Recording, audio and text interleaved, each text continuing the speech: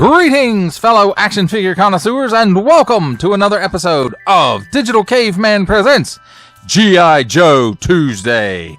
I, as always, am your host, the Digital Caveman, and today I will be presenting you with the G.I. Joe Classified Series number 104, Agent Helix. Let's get into it!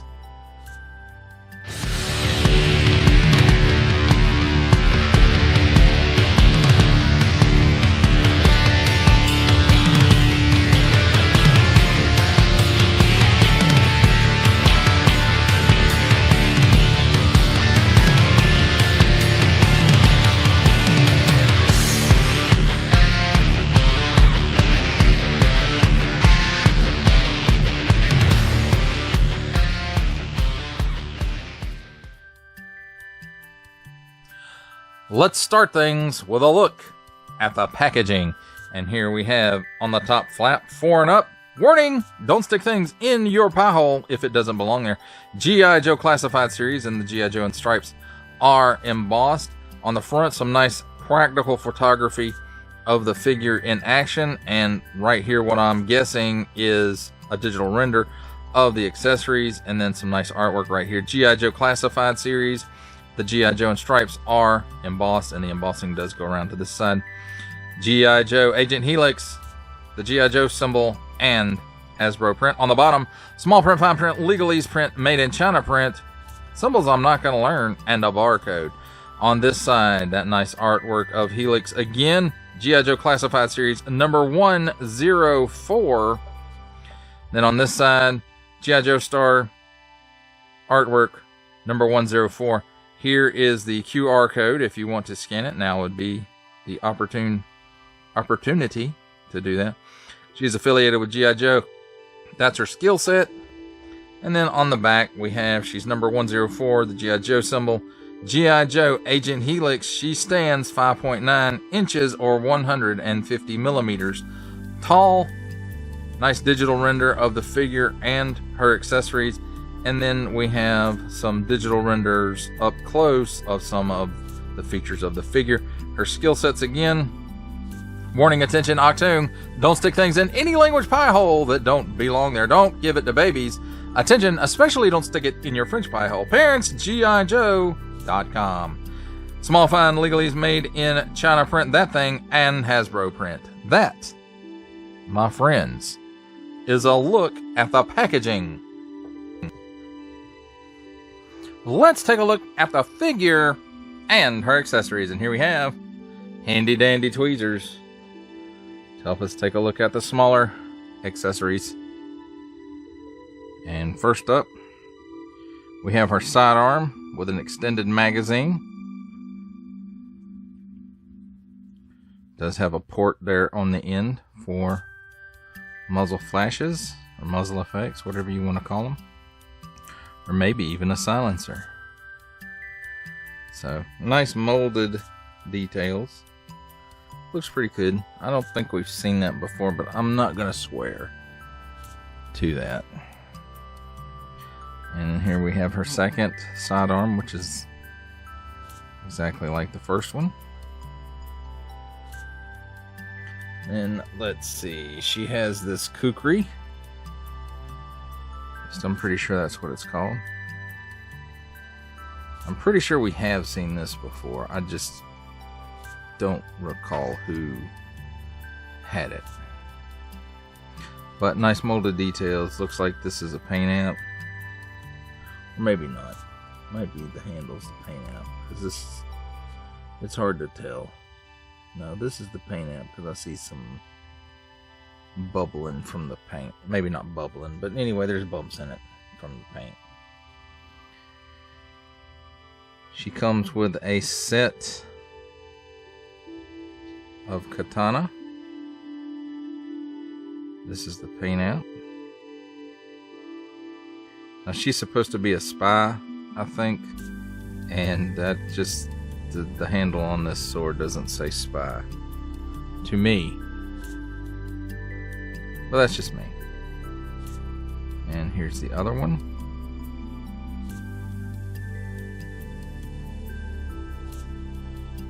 And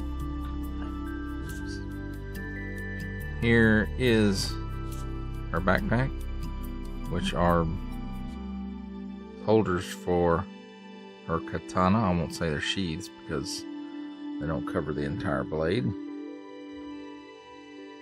And lastly, we have her little pokey swords, I guess. I don't know exactly what to call them, cuff swords. But anyway, they're articulated. It's a point of articulation here and here, and it clips on her wrist, and we'll get to that in a minute. So there's that nice paint app for the blade. And here's the second one, and it's just like the other one. Nice molded details on it. Very techy looking. Now let's take a look at the figure herself. And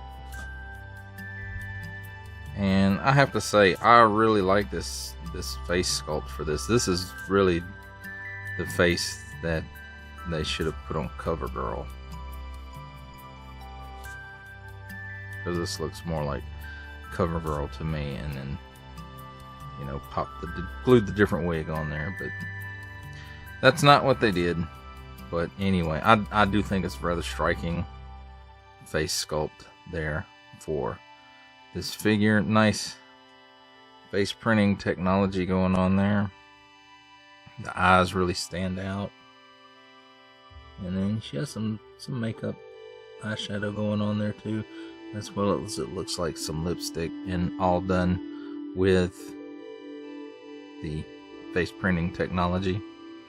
So that's pretty cool. And again, with her being a spy or secret agent or whatever, this you know, that doesn't scream stealthy to me. Now the rest of her suit does. And one thing I want to say, I think from the waist up it's new, and from the waist down the sculpt is all that first Classified Wave Scarlet, except for the holsters here, they were added on. And they're not glued or anything. At least I don't think they are. No, they don't seem to be, but so that's all Scarlet from the waist down. And then I think they've reused this torso since this figure came out. But I have to say, you know, I mean, I do like these colors, even though they stand out, and it doesn't make sense for a spy to have that kind of colors. There she's got this little armband that's got some kind of mini tablet or something on there. I don't know, maybe some kind of tracking device. And then paint apps here on the belt. Here. So overall, I have to say, I was going to pass on this figure, and I decided to go ahead and pick it up. And I'm glad I did, because this is a really cool figure. Let's talk about her articulation real quick. She can look up that far. She looks down that far. She's got chicken neck. She's got waggle. She can do the full exorcist. Butterfly joint at the shoulder goes back that far, forward that far, so not a whole lot there with it. 360-degree rotation there at the shoulder, and let's see, approximately, she can raise her arm approximately 90 degrees at the shoulder, maybe a little less than that. Cut at the upper bicep for a full 360-degree rotation. Double hinged pinless elbow gives you that much bend. At the wrist, 360 degrees of rotation on an up and down hinge, and up and down hinge on the other side as well. She has a cut here where the chest and the torso meet, and also a cut at the waist. And you can get a 360 degree rotation out of this uppercut, and the waist cut as well. And in conjunction those two joints let her lean back that far. Crunch forward that far. She's got all kinds of hula hula motion. She can lean left and right. So that's pretty cool. Now below the waist really shouldn't be any articulation surprises. We have the pull down hinge, because again this is all Scarlet. She can give you that much of the splits. She kicks forward approximately 90 degrees, back about 3 steps maybe. Cut at the upper thigh for a full 360 degrees of rotation. Double hinge pinned knee, and it gives you that much bend. Then at the upper shin, a boot cut for another 360 degrees of rotation. At the ankle, tilts down that far, tilts up that far, and forward facing pin for rocker. Now as far as her accessory storage goes, let's start off with the knife. And you'll notice on her belt there's a little loop right there, and the handle of the knife just goes up in there. Doesn't seem very safe, but there it is nonetheless. Next, you want to take her pistols, and they go in the holsters here on her thighs, and they are pretty tight fit. I don't know if y'all heard that one or not, but it snapped in there. When it went in all the way, it snapped. Not like broke snap, but it made a snapping, popping noise. Now as far as the swords go, did I put them in there right? I don't know. I think I did. You just slide those in here. And then, of course, being G.I. Joe, she has that port in her back. And the backpack, of course, has a post. And the post goes in the port. And there you go. And then as far as these go, they just clip to the underside of her wrist. And I guess when they're activated, they poke out like that. And they don't like to stay on the greatest when you're articulating them. So that's a thing. Well, there we have it, my friends. Agent Helix and her accessories. It's time for my favorite part of a review, comparisons. And here we have the G.I. Joe Classified Series Agent Helix. With the G.I. Joe Classified Series first release of Scarlet and the G.I. Joe Classified Series Cover Girl.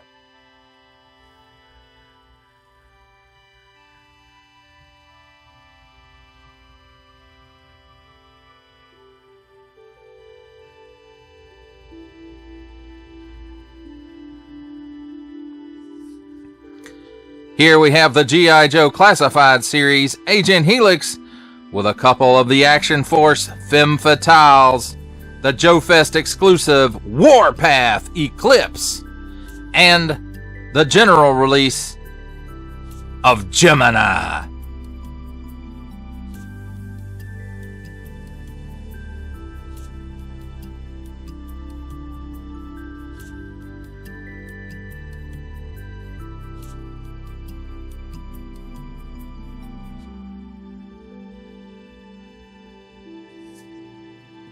For our final set of comparisons, here we have the G.I. Joe Classified Series Agent Helix, with from the Marvel Legends series making his cameo appearance, Stan the Man Lee from the G.I. Joe Classified Series the Hasbro Pulse exclusive Regal variant Cobra Commander. From Star Wars The Black Series, the Archive Edition 501st Legion Clone Trooper. And for a 7-inch scale comparison from the Masters of the Universe Masterverse line, the 40th Anniversary He-Man.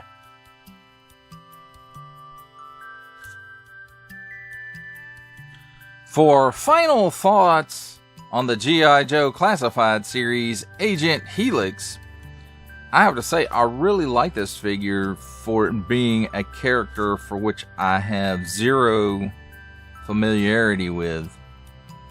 I do think while, you know, those bright pops of color make the character or the figure look interesting, for her to be some kind of secret agent or spy, it doesn't make sense to wear something that's going to make you stand out. But I do appreciate that on the figure. I do appreciate it, and I do think it makes, it makes the figure stand out and visually appealing with those, those bursts of color. So I do appreciate that. Now the arm sword doohickeys, I don't quite get. I won't say they're not cool looking. They are cool looking. So I get it from, that point of view. And the way that her knife holsters onto her belt, I guess you could say, I don't really get, because I mean, you're gonna cut yourself if you carry a knife around like that without the blade covered. That's not a good thing. And so that doesn't make much sense to me. And the sword sheaths as well, with it just being right there at the base, and then so it's really, that would seem in real life to be quite a dangerous way to carry bladed objects. So that's, I don't really get that kind of thing. It's probably a cost saving measure, so they don't have to put as much plastic in. They can give us more accessories. But at the same time, it doesn't make logical sense. But on the other hand, of course, this is an action figure. And, most of the times they do things logically that don't make sense. Or they do things that logically don't make sense, rather.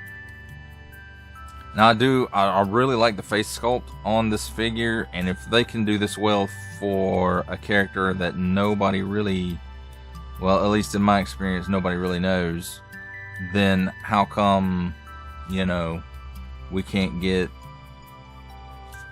a face sculpt that looks this decent on all of our female figures out of this line, like CoverGirl and Lady J.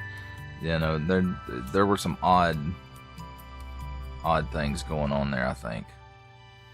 And I don't know if it's just mold, the mold itself, the sculpt itself, or if it's the choices of the paint applications or whatever. But anyway, I really like the head on this one. It looks really good to me. Your mileage, of course, may vary. And another thing, from the waist down, it's that first, that first Scarlet figure. And it really bugs me when they mismatch the joints where, she's got, this one has pinned knees and pinless elbows. And I'm glad she has, the pinless elbows. They are a better choice. But if you're going to continue to use these older molds, I don't think it's going to take much to retool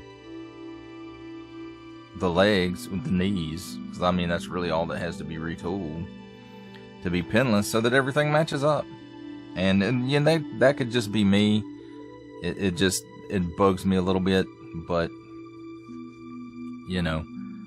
Other than that, I really have no complaints about this figure. I do like this figure. I'm glad I picked it up. I passed on it initially, and then when I saw it in the store, I was like, okay, I'll give it a try. Well, that does it for the review. I hope that you enjoyed it. I enjoyed making it. Only support from viewers like you make this programming possible. Each view does count, and I do appreciate each and every single view. Thank you, and thank you so very, very much for viewing my content. If you would like to support my content further, I'm now offering memberships at various tiers. Click the join button and see if any membership offerings are right for you. But only if you are in a position to do so. Like, share, subscribe if you would like to see more content or just help the channel out, or both, that's even better.